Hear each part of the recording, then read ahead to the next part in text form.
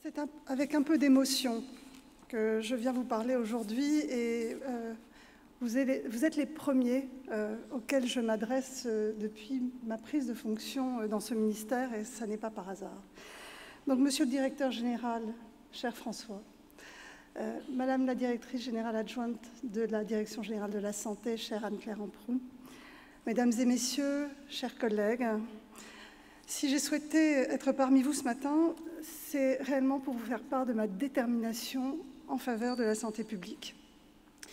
Alors je prie par avance tous ceux que je ne citerai pas et qui participent aux actions de Santé publique France, je pense à tous les agents, notamment les réservistes, de me pardonner de ne pas évoquer tous les sujets.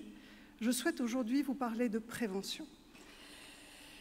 Même s'il est encore un peu tôt pour faire des annonces, je souhaite porter une politique volontariste en matière de prévention comme s'y est engagé le Président de la République. La feuille de route du Président de la République développe une politique de prévention ambitieuse. La réduction des inégalités de santé et l'amélioration de l'efficience de notre système de santé, de la pertinence et de la qualité des soins. Le Président de la République a annoncé des moyens conséquents pour y parvenir avec 5 milliards d'euros, soit 1 milliard par an d'investissement dans la santé. Pour gagner en efficacité, la prévention et surtout la promotion de la santé doivent être portées également par les autres politiques publiques et non exclusivement par le ministère des Solidarités et de la Santé. C'est pour moi une des conditions pour réussir en matière de réduction des inégalités. J'ai d'ores et déjà rencontré 2 de mes homologues ministériels sur ce sujet, notamment Jean-Michel Blanquer, ministre de l'Éducation nationale, et M. Nicolas Hulot, ministre de la Transition écologique et solidaire, avec lesquels j'ai pu échanger très longuement sur les questions d'éducation à la santé et sur les questions de prévention. La politique de prévention doit être marquée par un véritable investissement significatif et de long terme. Demain, nous investirons davantage pour prévenir que pour guérir. Il convient également de développer la recherche en prévention. Nous le savons, les facteurs de risque comportementaux et environnementaux sont nombreux et nous devons encore améliorer notre corpus de connaissances sur le sujet. C'est ce que nous devons à nos concitoyens pour guider avec rationalité les politiques publiques dans ce secteur.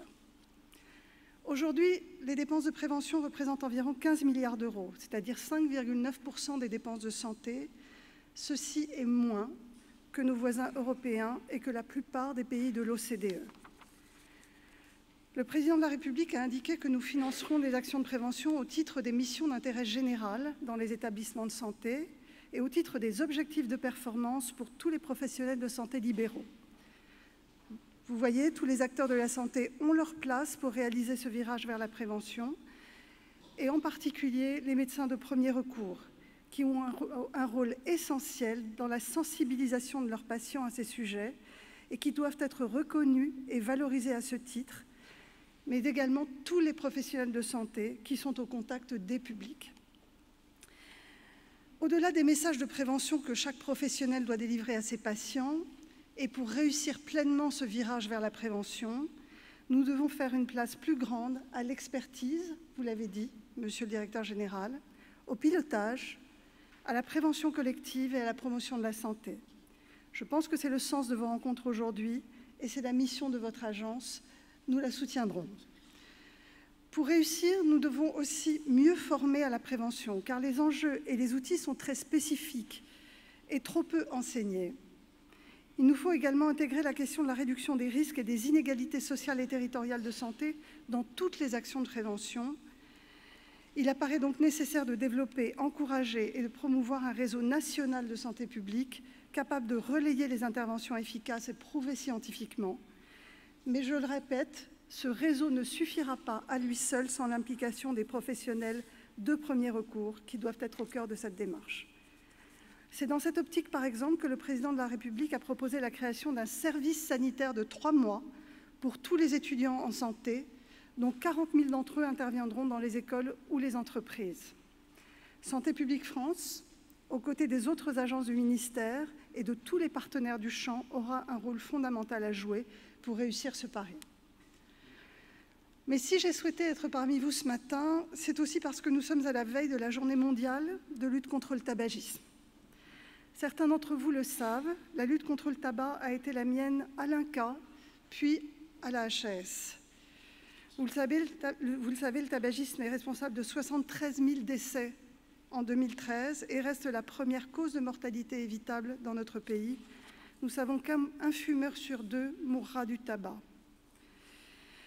Grâce aux travaux entrepris notamment par Santé publique France, nous avons désormais les chiffres annualisés de prévalence du tabagisme. Ils sont publiés cette semaine dans le bulletin épidémiologique hebdomadaire et sont très révélateurs des inégalités de santé sur notre territoire.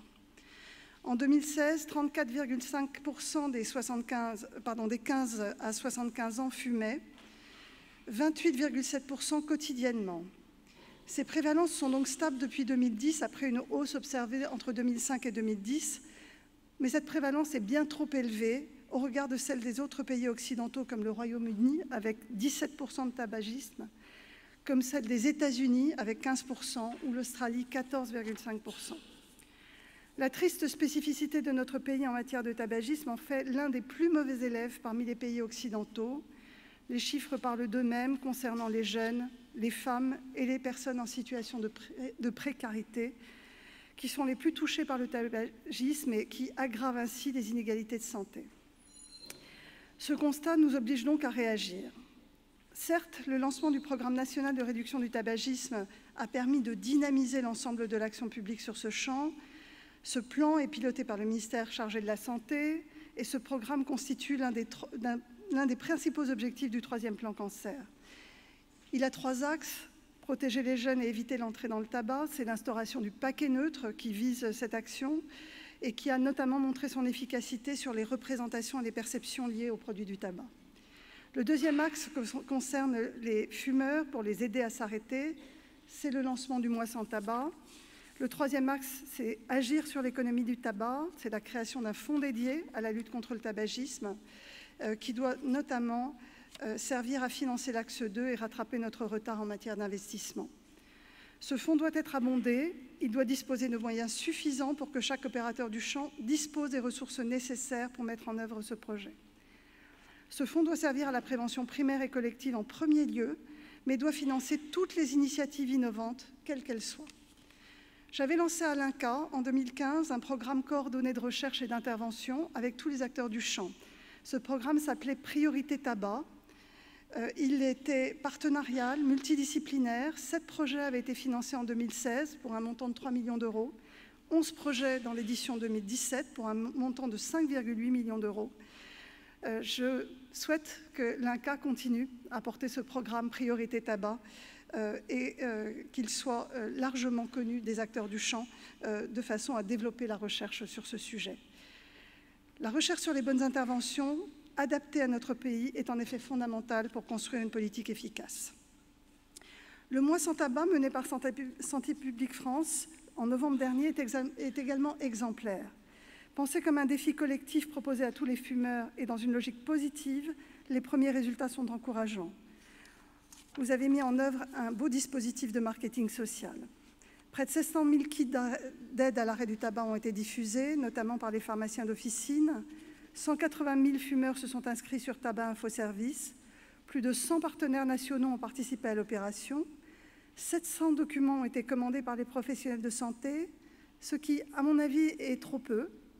Et 3 000 documents ont été commandés par des partenaires régionaux.